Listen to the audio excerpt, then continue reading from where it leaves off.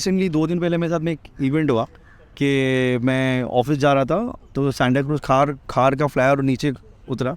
उसमें वो तो सब गाड़ियाँ होगा कि वहाँ पे शायद तुम लोग कुछ G20 या कभी कुछ चल रहा समिट, जो वो टाइम पे वो लोग कुछ वाटरिंग कर रहे थे प्लांट को। हाँ। सेंटर में जो डिवाइडर है वहाँ पे, तो वहाँ पे पता नहीं रियलाइज़ नहीं, वहाँ पे ना ऑयल था। अच्छा। तो वो टाइम पे गाड़ी का स्टीयरिंग लूज़ हो गया बिकॉज वो ऑयल था, तो गाड़ी के टायर स्किड हुए मेरे। टायर का परफॉर्मेंस अच्छा है अभी, लेकिन टायर बहुत अच्छी मतलब भागती है गाड़ी का, कोई इशू नहीं है।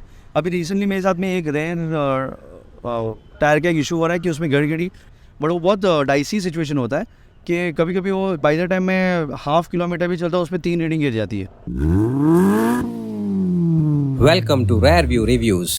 हे guys, welcome back to my channel. So आज आपके लिए लाए हैं एक compact SUV. So actually segment के अंदर सबसे हॉट कॉम्पैक्ट एसयूवी ये है और काफ़ी डिमांड के अंदर है और इसकी काफ़ी वेटिंग है। तो हम बात कर रहे हैं किया सोनेट। सो गाइस, ये कार के ओनर है मिस्टर रिजवान, जो रहने वाले हैं मुंबई के। सो प्रोफेशन से है VFX फील्ड से। सो आइए जानते हैं उनका experience about this car. Welcome mister Rizwan to rare view review. Thank you so much आदाब।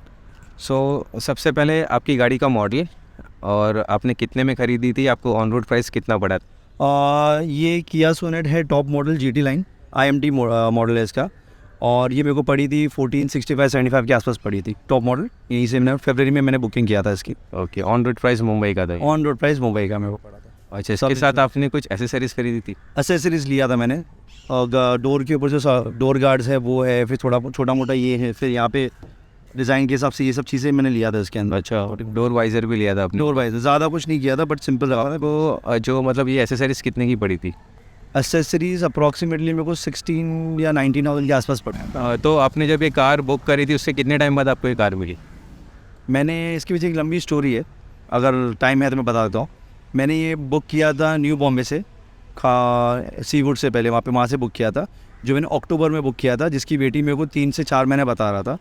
वो लोग वेटिंग करते करते दिसंबर हो गया, जनवरी हो गया, और जनवरी तक भी उन लोग कुछ कन्फर्मेशन मेरे को नहीं दे रहे थे। उसके बाद में फिर मैंने वर्ली से, मेरे को कॉल आया था कि सर आप कार देख रहे हो ऐसा वैसा, तो मैंने चलो हाँ वहाँ पे भी बुकिंग करके रखा था। तो दोनों जगह पे मैंने बुकिंग करके रख लिया था, जहाँ से पहले मिल जाए मैं वहाँ से गाड़ी उठा लूँगा। तो फिर वर्ली से दिया, वर्ली में मेरे को विदिन 20 डेज़ मिल गई। 20 डेज़ में? हाँ, और अक्टूबर से मेरे को जनवरी तक कन्फर्मेशन, अब लास्ट तक आया ही नहीं। और फरवरी में जब मैं बुकिंग लिया, मैंने वहाँ पे बुकिंग अमाउंट को बोला नहीं, तो फिर वहाँ से मेरे को फाइनली मिली ही नहीं, तो मैंने वर्ली से उठा लो। विदिन 20 डेज़ मेरे को हाथ में मिल गई थी बल्कि। सर आपका मतलब ये top of the line model है, अगर ये top of the line model नहीं होता तो आपको शायद और वेटिंग करना पड़ती थी? और वेटिंग करना पड़ता था। वो भी मैंने एक्चुअली ब्लैक कलर पहले बुक किया था, बट ब्लैक कलर मेरे को नहीं मिल रहा था। फिर बाद में ऐसा हो गया भाई grey colour they they, because मेरे फेवरेट कलर्स है। उसके बाद मैंने फिर सोचा कि चलो कोई नहीं था, रेड ही ले लेते। मेरे को GT लाइन है, इसमें कॉम्बिनेशन ऑफ ब्लैक और रेड का पूरा है, और इसकी सीटिंग वेटिंग में ब्लैक और रेड कॉम्बिनेशन में इट विल वर्क, मतलब वो चलेगा। बिकॉज मेरी प्रीवियस कार भी रेड कलर की थी, क्रोम में था, तो मेरे को एक्चुअली थोड़ा ब्लैक में जाना था। आप प्रीवियस कौन सी कार चलाते थे? प्रीवियस में बस ग्रैंड आई10 थी, वो भी टॉप मॉडल में ही था मेरे पास। मतलब आपने कुछ एक्स्ट्रा पैसे भरे थे कार? नहीं, वो कुछ भी एक्स्ट्रा पैसा नहीं पे किया मैंने।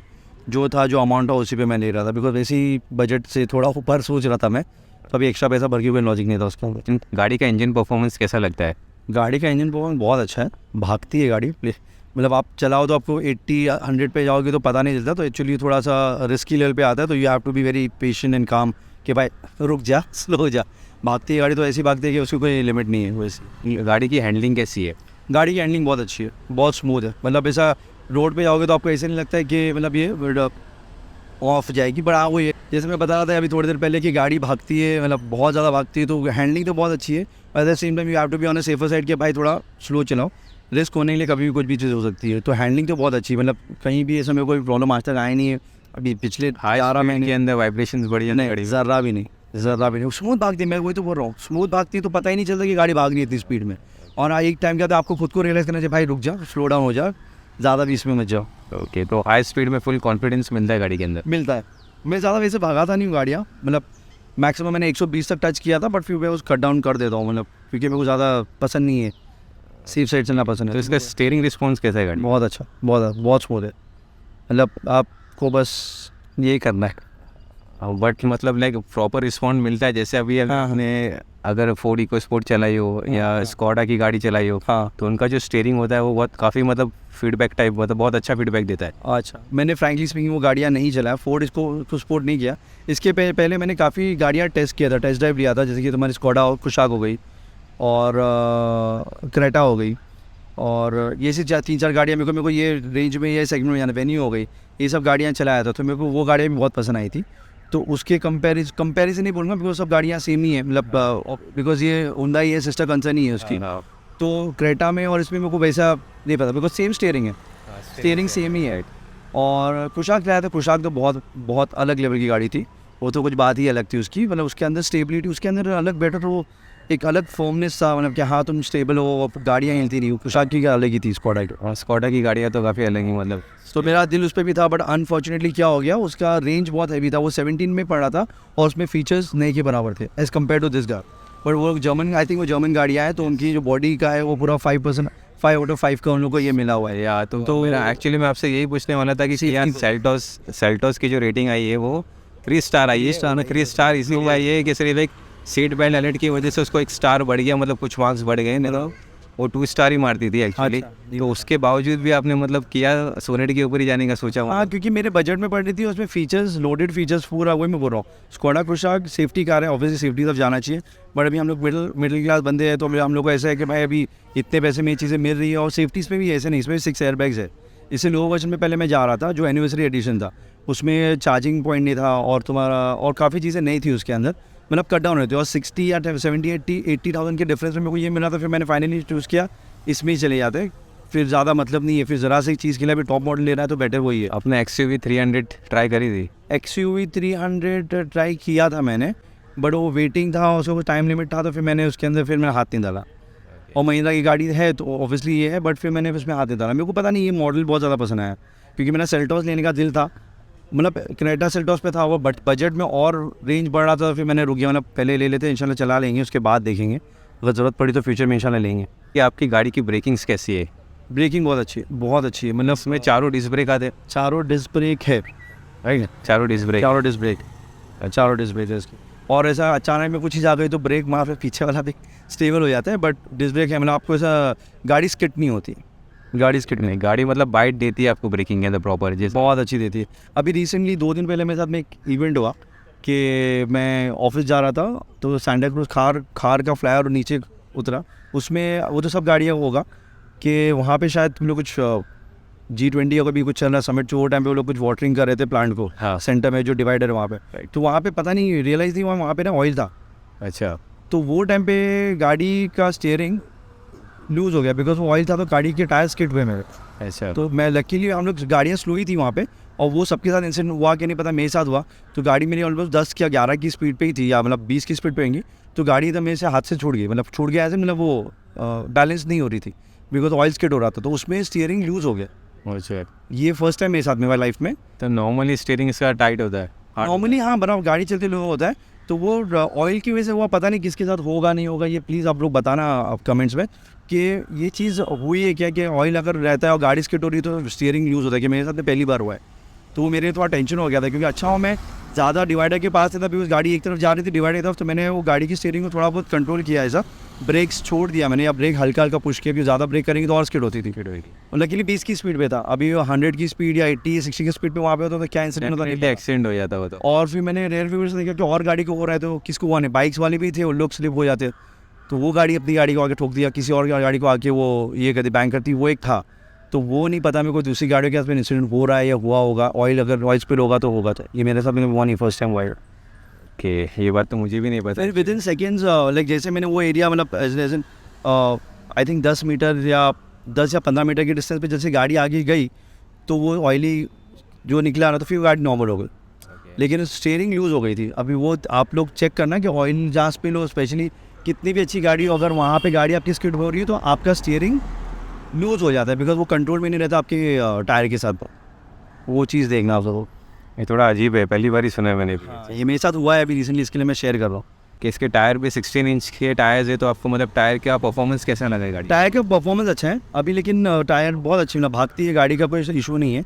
अभी रिसेंटली मेरे साथ में एक रेयर टायर का एक इशू हो रहा है कि उसमें घड़ी घड़ी टायर का प्रेशर कम दिखाता है, तो वो बीप करते रहता है। अभी पुरानी गाड़ियाँ थी तो उसमें वो बीप नहीं होता, तो उतना वो सेंस माइंड ब्लॉक नहीं होता था। अभी क्या होता है 27-30 भी है तो भी कभी ब्लॉक होता है। अभी मेरा नेक्स्ट मेंटेनेंस आ रहा, ईयरली मेंटेनेंस जो आता है या थर्ड मेंटेनेंस आएगा उसमें मैं चेक करवाऊँगा। सर्विस अभी टाइम नहीं है जाने के लिए, इसके लिए मैं जा नहीं पा रहा हूँ, तो हवा भरा के मैं मैनेज कर लेता हूँ। मतलब वो टाइम में आप जब एयर फिल करो तो चलता है एक हफ्ता, लेकिन गाड़ी अगर खड़ी है जगह पे तो 10 दिन या 7 दिन या 6 दिन खड़ी है, उसके बाद चलाते तो वो वापस बीप करता है। Even if it is like 30 है या 28 पे भी आ रहा तो बीप करता है। तो कुछ तो इशू है, मैं 2-3 बार लोकल पे दिखाया, बट अभी वो गाड़ी खोलना नहीं है, वो चेक करेगा कुछ और करेगा, तो उसके लिए मैं रिस्क ले रहा लोकल पे आप गाड़ी नहीं मतलब नहीं। सेंसर्स खराब कर देगी। नहीं, तो उसके लिए मैं फिर भाई ने एक बार मेरे को बताया था कि चारों गाड़ी के टायर ज़ीरो करके फिर कर तो वर्क करेगा।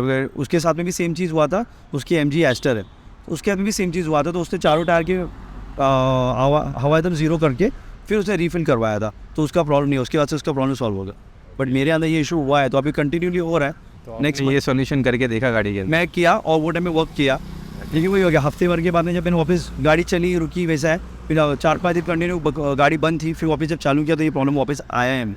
लेकिन ऐसा नहीं है, वो गाड़ी हवा रहती है, ऐसा प्रेशर कम नहीं दिखता है, बट वो सेंस कर रहा है। तो आपका सेंसर खराब तो नहीं है गई? नो क्लू, और क्यों होगा मेरे को नहीं पता, बिकॉज मेरी गाड़ी तो parking proper safe side parking रहती है, तो होना तो नहीं चाहिए। मटेरियल मतलब एक स्पेयर पार्ट वो कभी भी कर कभी भी ना है, तभी सर्विसिंग नेक्स्ट होगी तो मैं देख के करवा लूँगा, चेक करवा लूँगा। ओके, तो नेक्स्ट हम लोग बात करते हैं कि इसका सीटिंग कंफर्ट कैसा है गाड़ी का?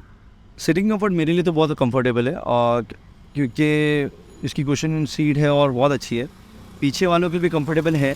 अभी मैं ज़्यादा मोस्टली पीछे बैठा नहीं हूँ, तो फैमिली मेम्बर्स को तो कंफर्टेबल लगता है, बिकॉज हम लोग 4 या 5 लोग मुश्किल से बैठते हैं, 4 या 3 लोग बैठते हैं पीछे, वैसे ही होता है। मतलब टोटल गाड़ी में 4 लोग ही बैठे, तो पीछे 2 लोग बैठे, आगे 2 लोग। ऐसा बहुत ऐसा रेयर केस होगा कि हम लोग ऐसा वन से ब्लूम उनका भी 5-6 लोग, कभी 5 लोग अगर एंटर कर लेते तो उनके लिए होगा।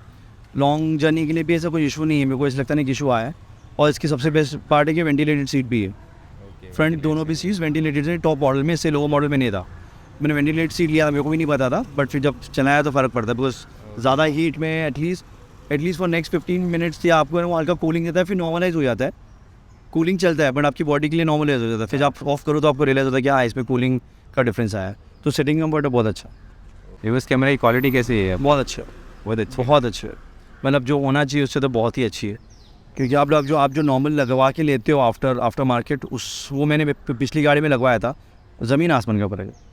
उसमें भी अच्छा था, बट इसमें भी ज़मीन आसमान का, बिकॉज उसमें एक लाइट भी हल्की सी कुछ टॉर्च लाइट भी जलती है कैमरे के पास, तो आपको सेंसर वो जो नाइट पार्किंग के लिए बहुत अच्छा पड़ता है। ओके, तो नेक्स्ट हम लोग जानते हैं कि गाड़ी स्टेबलाइजेशन कैसा है गाड़ी का, इन द सेंस मतलब गाड़ी के सस्पेंशन एंड ऑन कैसे है? मतलब गाड़ी का सस्पेंशन अच्छा है, बट फिर कभी कभी कोई जगह पे ऐसा होता है कि बिकॉज ये अलॉय व्हील्स है, तो कहीं पे गाड़ी से कोई अचानक में कोई बहुत ज़्यादा डीप आएगा तो वो झटका दिखता है, पता चलता है, झटका पता चलता है, ठक ठक की आवाज़ आती है। कॉमन राइड के अंदर मतलब आपको गाड़ी उसमें सस्पेंशन कंफर्टेबल है कि थोड़ा स्टिफ? नहीं कंफर्टेबल है, मेरे को तो प्रॉब्लम नहीं आई, क्योंकि मैंने इतना क्योंकि जो मेन जो एकदम डीप पॉटहोल्स आते हैं वहाँ पे कभी सुधारना। स्लो स्पीड के अंदर आपको खड्डे पता चलते कि नहीं चलते? हाँ पता चलता है, मतलब लेकिन झटका नहीं आता है मतलब, लेकिन कुछ नहीं, मतलब ऐसा हल्का सॉफ्टर साइड है, ताकि वहाँ पे ऐसा हार्ड कभी ऐसे नहीं है कि बैक पे लग रहा है या कुछ ऐसा प्रॉब्लम नहीं।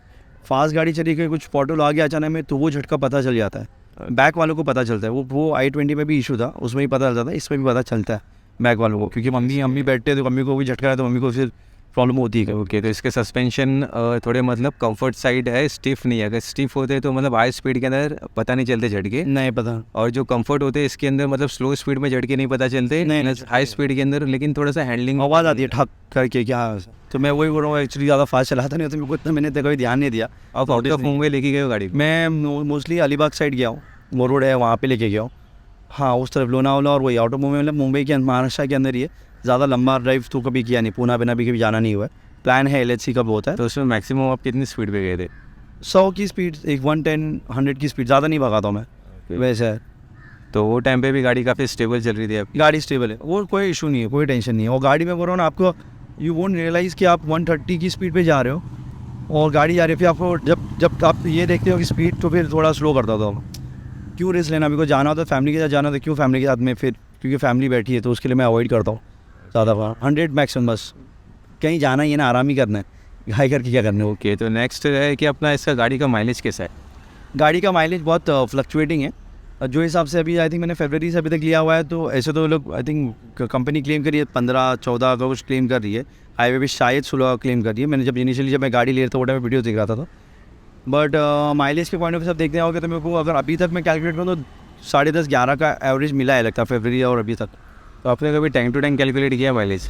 टैंक टू टैंक कैलकुलेट किया हुआ है, क्योंकि स्पीडोमीटर पे दिखाता है, अगर मैं फुल टैंक करा दूँ स्पीडोमीटर पे दिखाता है 562 किलोमीटर्स कवर करेगा, बट 562 की जगह पे नहीं वो, क्योंकि ऑब्वियसली आप वेटिंग रहती है, एसी है, कितने लोग बैठे हैं, वो सब कैलकुलेट करके फिर वो 562 की जगह पे जो उसका जो मीटर गिरता है तो वो हिसाब से 400 मतलब 160। तो इसके अंदर भी दिखाता होगा ना आपका एमआईडी के अंदर की, दिखा रहा है इतना एवरेज दे रही है गाड़ी? एवरेज हाँ वही दिखा रहा है, उसके बेसिस पे बोलूँगा 11 का तो मतलब आप उसके बेसिस पे, अच्छा एमआईडी के अंदर 11 का दिखा रहा है। हाँ एमआईडी का अभी जो फरवरी का मैंने जनरली मैं भी बीच में जाके चेक किया था, एमआईडी का जो जनरल जो पूरा अभी तक जितनी गाड़ी चली है ना, आई थिंक 6000 किलोमीटर चली है, तो वो हिसाब से 11 का एवरेज दिखा रहा है। मैं वो दिखाता हूँ, आप जब चाहिए तो चेक कर लेना अंदर। ओके। और जो नॉर्मली है मतलब वही रेटिंग बता रहा हूँ कि अगर फुल टैंक में आप अगर फुल टैंक कर रहे हो तो फुल टैंक आपका कुछ 4,500 में फुल टैंक हो रहा है फिलहाल गाड़ी का, तो 562 किलोमीटर्स दिखाता है, और बाद में फिर वो 440 या 410 के आसपास टैंक खाली हो जाते हैं। मतलब 161 जो है वो आपका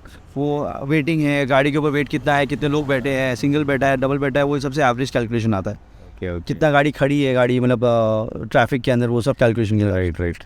सो गाइज, अब तक आपने इतना वीडियो देख चुके हैं तो एक लाइक तो बनता है वीडियो को, और चैनल को भी ज़रूर सब्सक्राइब करें, क्योंकि आप लोग सब्सक्राइब करोगे तो ही हमें मोटिवेशन मिलता है ऐसे वीडियोस बनाने का, क्योंकि आप जानते हो कि काफ़ी मेहनत लगती है ये सब चीज़ों के अंदर।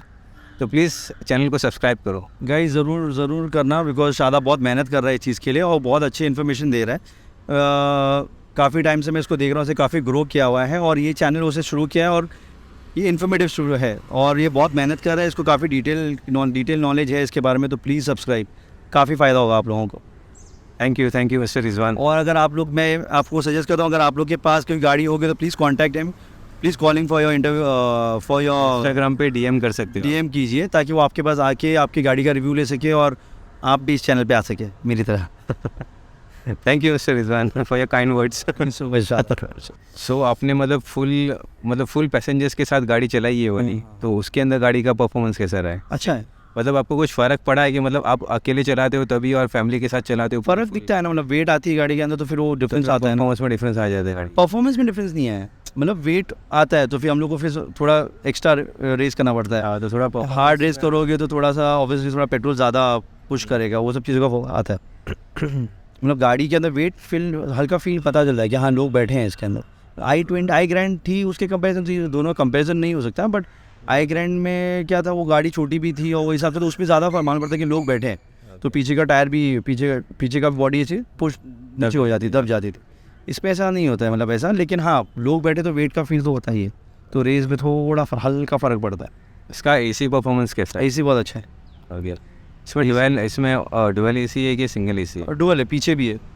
नहीं, पीछे डुअल तो है, मतलब अंदर जैसे दो अलग अलग सेट कर सकते हैं टेम्परेचर के? नहीं वैसा नहीं है, सिंगल है।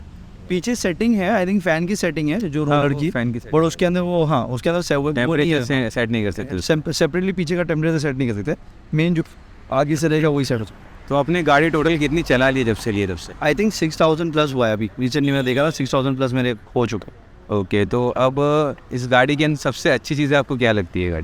गाड़ी अब एक सर्टन ऐसी चीज़ है जो सबसे फेवरेट चीज़ है आपकी गाड़ी के अंदर? ये गाड़ी के अंदर बेसिकली मैं बोला कि बजट के अंदर मैं जो लेने का प्लान कर रहा था थोड़ा सा बढ़ा के, एक तो IMT मॉडल है, तो इट्स लाइक आप दोनों जगह पे जी रहे हो, डुअल लाइफ, आप क्या सेमी ऑटोमेटिक बोल सकते हो, तो आपको गियर का फील भी आ रहा है जो चाहिए। ओके। और एट द सेम टाइम आपको क्लच दबाने की ज़रूरत नहीं है। तो गियर शिफ्टिंग स्मूथ है इसकी IMT के अंदर? नहीं, हार्ड लगता है, पता चलता है, एकदम स्मूथ नहीं है, पर है वो पता है, जो जनरल जो गियर वाली गाड़ी की होती है वैसे ही है, वो फील एकदम स्मूथ नहीं है। वो आप चला के एक बार देख लो, आपका भी एक ओपिनियन मैटर करता है, तो पता चलता है कि हाँ गियर चेंज कर रहे हैं, मतलब एकदम हार्ड नहीं है, ख़राब नहीं है, लेकिन वो आप डिपेंड करता है आपका कितना हाथ हार्ड है, आप कितना कैसे, अभी आप ऐसा भी करो तो भी हो जाता है, आप जितना ज़्यादा पुश करो ऐसा होता है, तो ऐसा कुछ फील आना चाहिए, जो फील आता है, जो चाहिए था फील, वो फील है इसके अंदर, गियर शिफ्टिंग है वो चाहिए। तो हम लोग एक्चुअली बात कर रहे थे कि आपको सबसे अच्छी चीज़ क्या लगती है इसकी? सबसे चीज़ वो ये IMT है, तो मेरे को ट्रैफिक में मेरे को क्लच का टेंशन नहीं है, ये पैर आराम से रिलाई कर रहा होता है, और इसके अंदर एक जो ये दिया हुआ है वेंटिलेटिंग सीट, यस, वो अच्छी चीज़ है। और ड्राइव डेफिनेटली बेटर है क्योंकि मैं आ रहा हूँ ग्रैंड आई-10 से इसके ऊपर। अगर मैं एसयूवी टू एसयूवी चला रहा होता तो अलग बात थी, बट अभी मैं ग्रैंड आई-10 से इस पे आ रहा हूँ, मेरे पास कोई पैरेलल एसयूवी थी नहीं, तो मेरे को उसका डिफरेंस एज सच नहीं पता। मेरे को क्रेटा बहुत पसंद आई थी जब मैं टेस्ट ड्राइव किया तो, और एक पोशाक दिल था उस पर। अगर वो चीज़ होती तो शायद मैं ले लेता, मैं बजट होता तो शायद मैं वो ले लेता, बट अभी जो मेरे बजट में मेरे सेगमेंट में बैठी है वो हिसाब से एज़ कम्पेयर टू वेन्यू या दूसरी गाड़ियों से अच्छी मेरे को ये लगे। वेन्यू चला है, वेन्यू में काफ़ी फीचर्स नहीं है। एंड ऑफ द डे आपको फीचर्स भी चाहिए होते, फीचर मतलब बेसिक फीचर्स तो चाहिए होते हैं ना, कि आज तुम गाड़ी ले रहे हो तो पैसा डालो तो कुछ चीज़ लगे कि हाँ चल कंफर्ट ड्राइविंग सीट के साथ, तो वो हिसाब से ये कंफर्टेबल है। ये गाड़ी लेने का मेरा सेकंड रीज़न ये भी था कि मेरे को है ना एक्चुअली उसकी सीटिंग ब्लैक और रेड स्टिचिंग का करवाना था। तो मैं वही देख रहा था कि इसका ऑलरेडी सब चीज़ जो चाहिए मेरे को वो सब चीज़ें हैं। जैसे अगर मैं ब्लैक कलर ले रहा होता तो ब्लैक और रेड कॉम्बिनेशन बाई डिफ़ॉल्ट होता, उनके जो बेसिक डिज़ाइन है फॉर जीटी लाइन, और जीटी लाइन है तो फिर मेरे को वो चीज़ करवाना था। तो मेरे को सीटिंग है, सीटिंग स्टिचिंग है और कंफर्ट लेवल है, वो सब चीज़ें और सब पूरा ये ऑलरेडी चीज़ें किया हुआ है। तो मतलब मैं क्यों लूँ फिर ज़बरदस्ती, फिर उससे अच्छा मैं इसी में ले लूँ। एस्टिक्स का दिल हुआ था एक्चुअली, वो एस्टिक्स लेना था, फिर उसमें वो चीज़ें नहीं थी, फिर मैं मतलब नहीं रुक जाता। ये सारी तो अपने अच्छी बातें करी गाड़ी के बारे में। अब ये बताओ कि इसके अंदर मतलब आपको नेगेटिव्स क्या क्या है गाड़ी के अंदर, मतलब क्या चीज़ से आपको प्रॉब्लम है गाड़ी के अंदर? नेगेटिव्स मेरे को तो वही मेरा मेन पेट्रोल का एक है, क्योंकि मैं सोच रहा था कि मिलेगा एवरेज।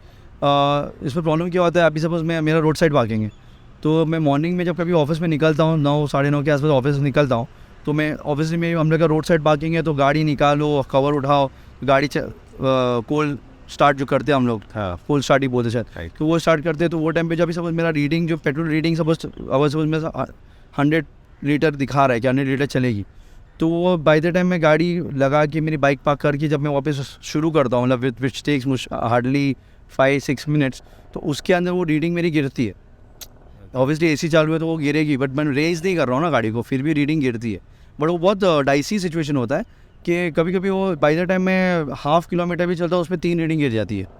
वो पेट्रोल बिकॉज ऑफ हीट, वो अगर कंजम्पशन बॉडी हीट होगी, बिकॉज गाड़ी धूप पे खड़ी थी तो चल रही है, तो इंजन पे इफेक्ट कर रहा है मेरे को, तो उसका मेरे को आइडिया नहीं है टेक्निकल कुछ। तो ये एक्चुअली ये एक मैकेनिज्म है, एक सेंसर से चलता है वो सब जो आपको बता रहे हैं, तो आप मतलब वो 100% थ्रू भी नहीं बता सकता आप। हाँ, तो वो डाइसी है थोड़ा सा। हाँ, तो डाइसी अभी कभी कभी ऐसा होता है कि मैं ऑफिस से रात को निकलूँगा, वो टाइम पे अगर मैं गाड़ी निकाल रहा हूँ रात के टाइम, ठंडा टाइम है जो भी है, तो वो टाइम पे मैं 2 किलोमीटर या 4 किलोमीटर भी चले जाऊँ ना, तो रेटिंग गिरती नहीं है, ओके, वो चलती है। मतलब रात को मैं ऑफिस से जब आता हूँ घर के टाइम में, तो गोरेगांव से मेरा यहाँ पे 32 किलोमीटर्स है, तो अगर 32 किलोमीटर्स है तो कभी कभी वो सिर्फ 25 किलोमीटर्स का मीटर गिरता है, मतलब पेट्रोल उतना ही यूज़ होता है। वो टाइम में 4th या 5th गियर पे या 6th गियर पे गाड़ी चल रही है। अभी जाते टाइम पे मेरा यहाँ से सेम 32 किलोमीटर्स है, लेकिन मेरे को जाने में 1.5 घंटा लग जाता है, और मेरा कम से कम 80 किलोमीटर का रेटिंग गिर जाता है।